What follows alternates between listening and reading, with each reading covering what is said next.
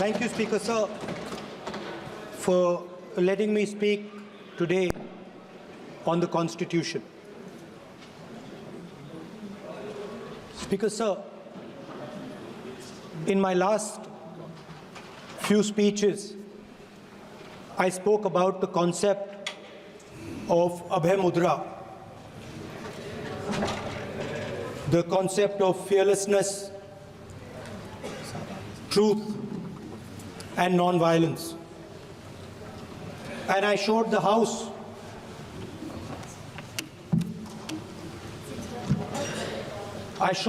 images of our different religions displaying this Abhay Mudra.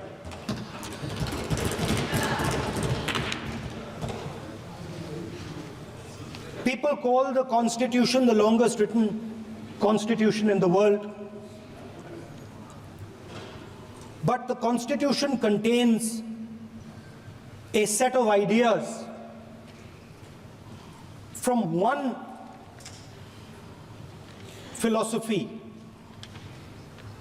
of our nation, one central philosophical set of ideas of our nation. When we look at the Constitution and we open the Constitution, we can hear the voice and the ideas of Ambedkar, of Mahatma Gandhi, of Jawaharlal Nehru. But where did those ideas come from? Those ideas came from an old, profound tradition in this country.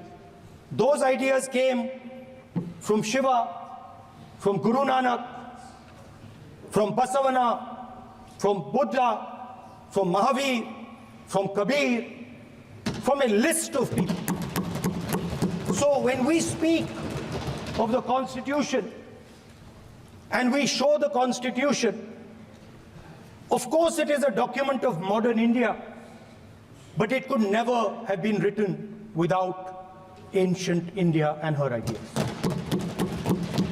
So when we look at this Constitution, we remember this list of people, all different variations on the same idea.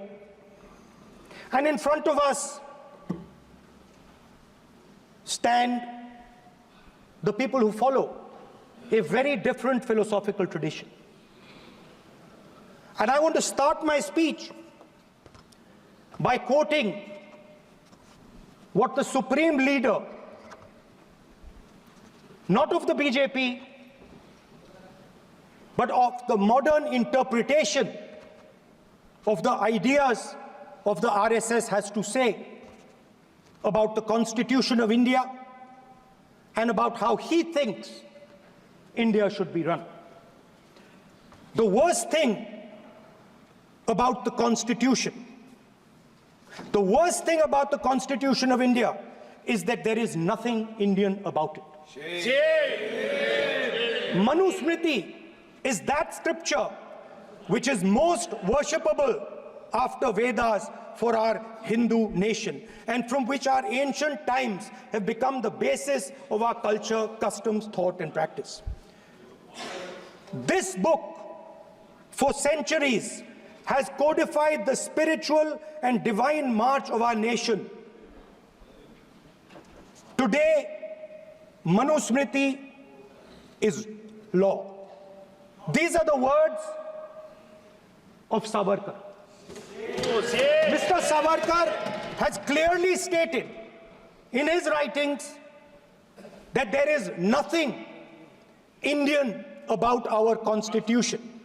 He has clearly stated that the book India is run by should be superseded by this book. And this is what the fight is about. Now, it's nice that all of you are so-called defending the Constitution. But I want to ask you, do you stand by your leader's words? Do you support loyal leaders' words? Because when you speak in parliament about protecting the constitution, you are ridiculing Savarkar. You are abusing Savarkar. You are defaming Savarkar. I'd like to quote also in Hindi. Bharat के संविधान के बारे में सबसे बुरी बात तो यह है कि इसमें कुछ भी भारतीय नहीं है। भारत के संविधान के बारे में सबसे बुरी बात तो यह है कि इसमें कुछ भी भारतीय नहीं है। यह आपके नेता ने कहा था, जिसकी आप पूजा करते हैं। Speaker sir, I described in my first speech the idea of a battle taking place. I described the Mahabharata, described Kurukshetra. There is a battle taking place today in India. And on this side are the defenders of the idea of the Constitution. And from each state we have one. If you ask us Tamil Nadu, we will tell you Periyar. If you ask us Karnataka, we will say Basavana. If you ask us Maharashtra, we will say Phule ji, Ambedkar ji. If you ask us Gujarat, we will say Mahatma Gandhi. आप speaker को You praise these people. You praise these people hesitatingly because you have to. But the truth is that you want India to be run the way it used to be run. जैसे हिंदुस्तान पहले चलाया जाता था, वैसे ही आप हिंदुस्तान को चलाना चाहते हो। मैं बता रहा हूं, आ रहा हूं। पेशेंस रखिए थोड़ी, इतना एक्साइटमेंट नहीं होना चाहिए। स्पीकर सर, जब मैं छोटा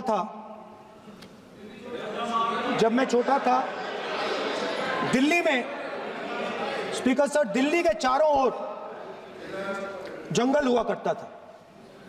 जो आज यहां रहते हैं उनको ताजुब होगा कि एम्स के बिल्कुल बगल में जंगल शुरू होता था।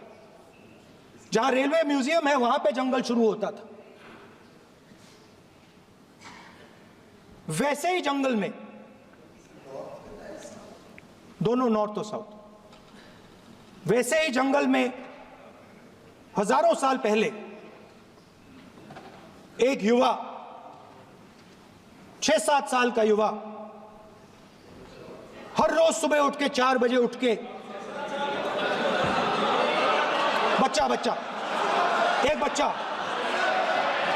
एक बच्चा, वाह बहुत बढ़िया, एक बच्चा 4 बजे उठ के तपस्या करता था।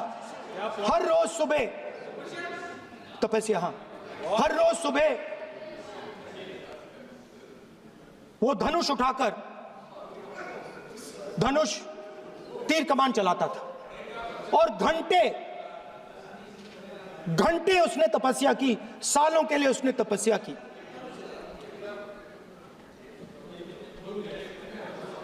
पास लोगों को पता लगने लगा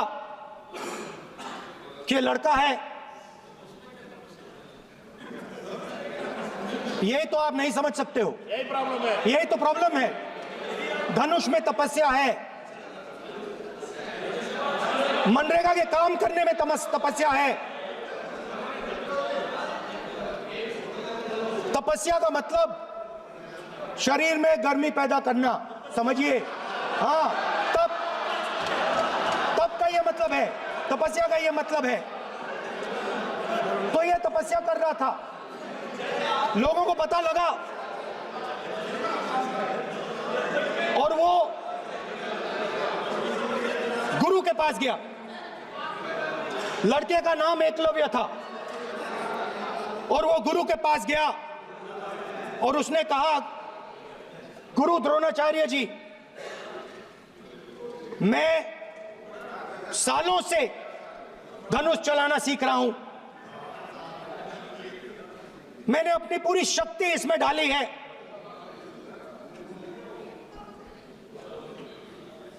आप मेरी मदद कीजिए, आप मेरे गुरु बनिए। द्रोणाचार्य जी ने एकलव्य को कहा कि आप ऊंची जात के नहीं हो,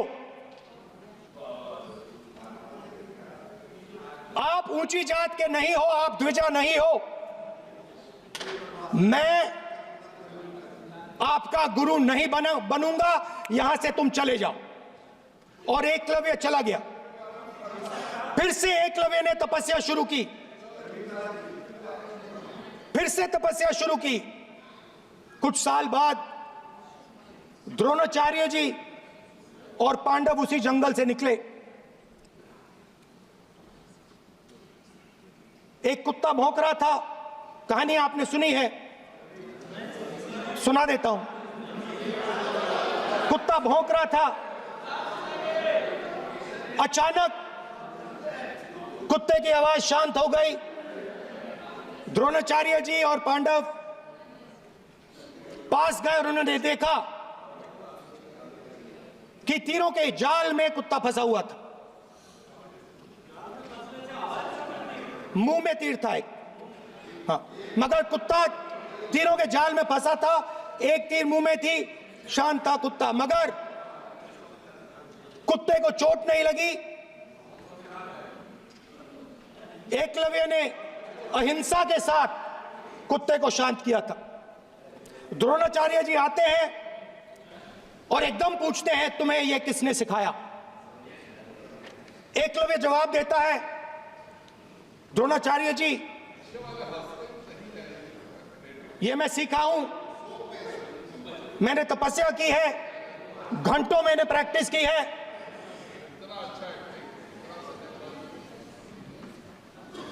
आपने मुझे गुरु बनने से मना किया था, तो मैंने एक मूर्ति, मट्टी की मूर्ति सामने रखी और मैंने प्रैक्टिस की और मैं सीखा। द्रोणाचार्य जी खुश नहीं हुए। द्रोणाचार्य जी ने एकदम कहा, तुम्हें मुझे गुरु दक्षिणा देनी है। नहीं नहीं, ये आपकी स्टोरी है, ये आपकी स्टोरी है। मेरी स्टोरी है कि द्रोणाचार्य ने पूछा।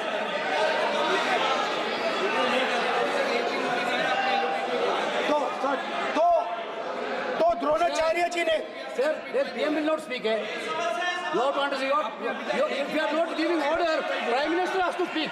That you have to understand. If you are not giving protection, if you are not giving protection to LOP, then Prime Minister has to speak here. I will tell you. We will be very clear. ठीक है sir.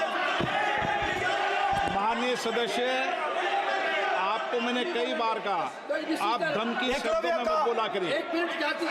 Dronacharya जी संसदीय ने, कार्य मंत्री बोले, कितना disturbance कर रहे थे। द्रोणाचार्य जी ने कहा कि मुझे आप गुरु दक्षिणा दीजिए। मेरी स्पीच ले ली आपने। तो द्रोणाचार्य जी ने उनसे कहा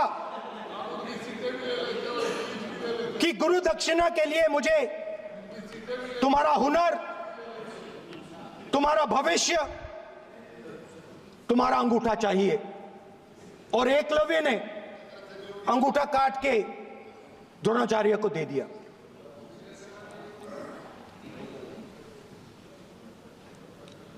यह अभय मुद्रा है।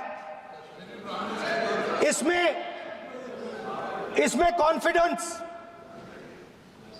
स्ट्रेंथ, निडरता कहां से आती है? हुनर से आती है, इस अंगूठे से आती है। ये लोग इसके खिलाफ हैं। जैसे द्रोणाचार्य जी ने एकलव्य का अंगूठा काटा, वैसे ही आप पूरे देश का अंगूठा काटने में लगे हुए हो। आप जैसे ही एकलव्य का, जैसे द्रोणाचार्य जी ने एकलव्य का अंगूठा काटा, वैसे ही आप हिंदुस्तान के युवाओं का, जैसे ही एकलव्य ने,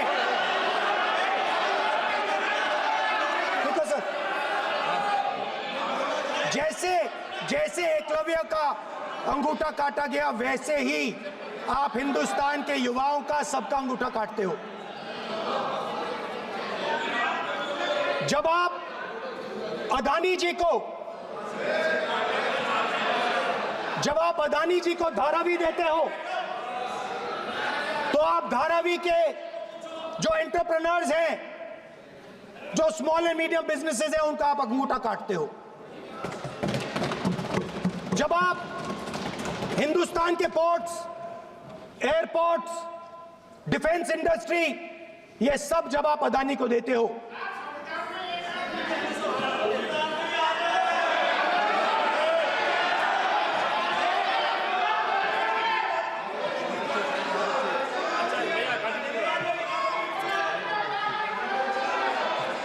हिंदुस्तान के सारे जो फेयर प्ले बिजनेसेस हैं, जो ईमानदारी से काम करते हैं, आप उन सब का अंगूठा काटते हो जब आप अदानी की मदद करते हो। कॉन्स्टिट्यूशन में लैटरल एंट्री कर आप हिंदुस्तान के युवाओं का, पिछड़ों का, गरीबों का अंगूठा काटते हो।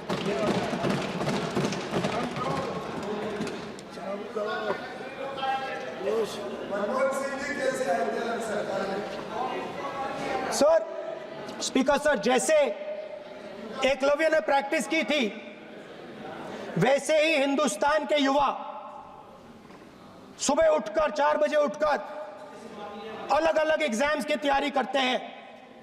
आपने देखा होगा, पहले हजारों युवा सुबह उठकर रनिंग करते थे, वेट ट्रेनिंग करते थे आर्मी में जाने के लिए।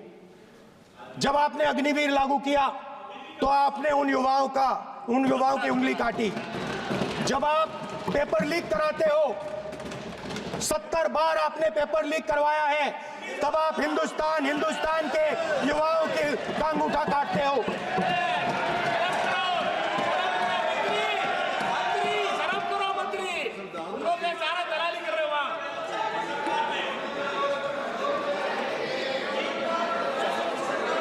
आज बाहर, दिल्ली के बाहर आपने किसानों पर टीयर गैस चलाया है, आपने किसानों पर लाठीचार्ज किया है। किसान आपसे एमएसपी मांगते हैं, सही दाम मांगते हैं, मगर आप अदानी को फायदा पहुंचाते हो, अंबानी को फायदा पहुंचाते हो और किसान का अंगूठा काटने का काम करते हो। देखिए, हम कहते हैं अभय मुद्रा, हम कहते हैं डरो मत, आप कहते हो हम आपका अंगूठा काट देंगे। ये फर्क है। एक तरफ कौन सर बोले, मेरे कहना है कि हम एक मिनट प्लीज बैठिए, आप बैठिए, प्लीज बैठिए, आप बैठिए। आज हम भारत के संविधान की 75 वर्ष की गौरवशाली यात्रा कर रहे हैं, और कर भाई ये चर्चा हुई थी कि हम संविधान की चर्चा करते समय उसकी उच्च कोटि की ये अपेक्षा है। आप स्पीकर सर, आप राष्ट्रपति भाषण नहीं है। कॉन्स्टिट्यूशन में कहीं नहीं लिखा है कि मोनोपोली होनी चाहिए। कॉन्स्टिट्यूशन में कहीं नहीं लिखा है कि पेपर लीक होना चाहिए। कॉन्स्टिट्यूशन में कहीं नहीं लिखा है कि अग्निवीर होना चाहिए। कॉन्स्टिट्यूशन में ये सब नहीं लिखा है, इसलिए मैं यहाँ रेज कर रहा हूँ। कॉन्स्टिट्यूशन में नहीं लिखा है कि हिंदुस्तान के युवाओं का अंगूठा काटना चाहिए, उनका जो हुनर है उनसे छीना जाना चाहिए।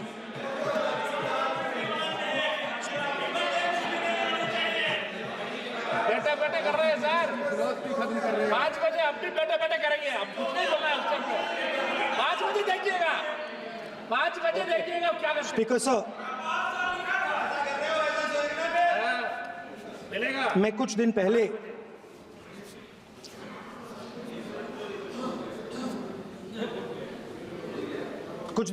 मैं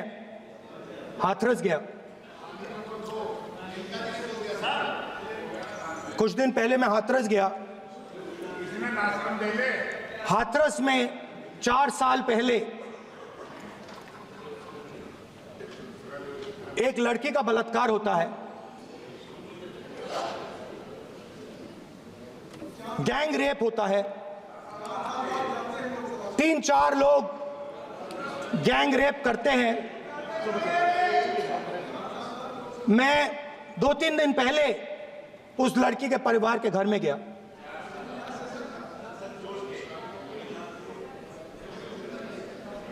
जिन्होंने गैंग रेप किया वो बाहर घूम रहे हैं और लड़की का परिवार अपने घर में बंद है। लड़की का परिवार बाहर नहीं जा सकता है। जो अपराधी हैं वो उनको रोज धमकाते हैं और वो बाहर घूमते हैं।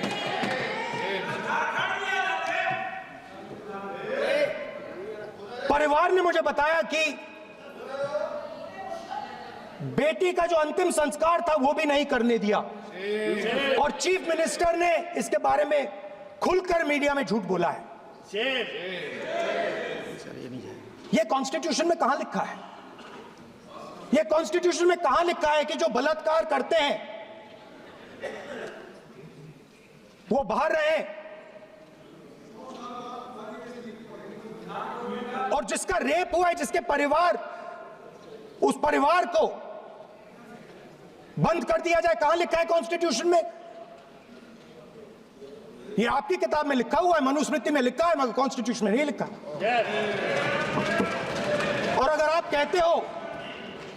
कहते हो कि यूपी में आपका राज है और वहां पे कॉन्स्टिट्यूशन नहीं लागू होता है, वहां पे मनुस्मृति लागू हो रही है।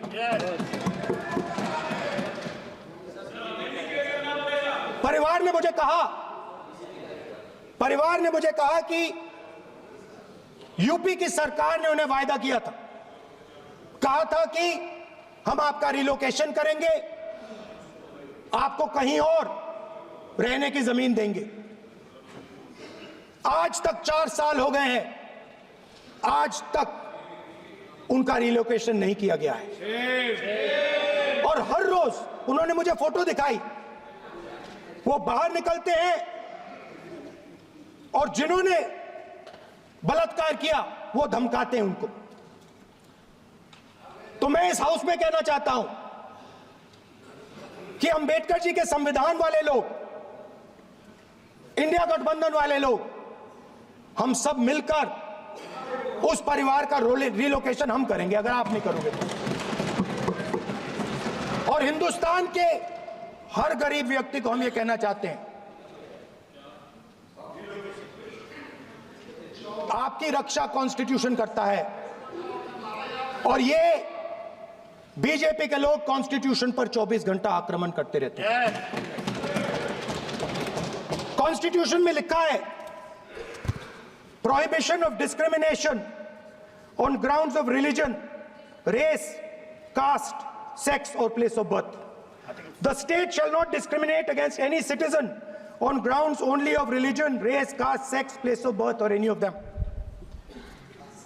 Some days back, youngsters from Sambal came to see me.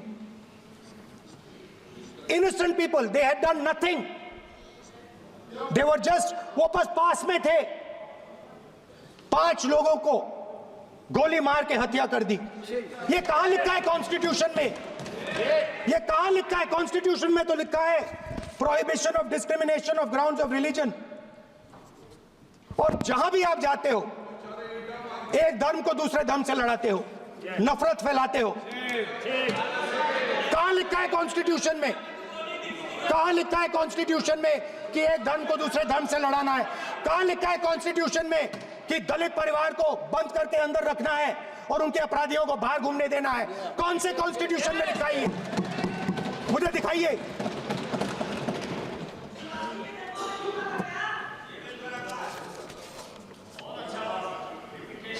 Speaker साहब, हमारी जो विचारधारा है, इंडिया गठबंधन की विचारधारा है, वो देश में कॉन्स्टिट्यूशन लाई है। हम सब मिलकर कॉन्स्टिट्यूशन की रक्षा करते हैं। अंबेडकर जी ने कहा था, if there is political equality but no social and economic equality, political equality will be destroyed। ये अंबेडकर जी के शब्द हैं। और आज यह बात सबके सामने है। पॉलिटिकल इक्वालिटी जो थी वो खत्म हो गई है। हिंदुस्तान के सारे इंस्टीट्यूशंस कैप्चर कर लिए गए हैं। सोशल इक्वालिटी नहीं रही, फाइनेंशियल इकोनॉमिक इक्वालिटी नहीं रही। इसीलिए हमारा अगला कदम जाति जनगणना होगा। हम देश को दिखाना चाहते हैं कि आपने किन लोगों का और कहां कहां अंगूठा काटा है। हम दलितों को, आदिवासियों को, पिछड़ों को, किसानों को, मजदूरों को दिखाना चाहते हैं कि आपने किस किस का अंगूठा काटा है। इसलिए जो मैंने वायदा किया था, इसी हाउस में यहां हम कास्ट सेंसस लागू करेंगे और उसके बाद हिंदुस्तान में एक नए तरीके का विकास होगा, एक नई तरीके की राजनीति होगी। जो मैंने पहले कहा था, जो आपको अच्छा नहीं लगता है, 50% रिजर्वेशन, उस दीवार को हम यहां तोड़ेंगे। 50% रिजर्वेशन की दीवार और जाति जनगणना हम यहां करा के दिखाएंगे। आपको जो कहना है कर लो, कह लो।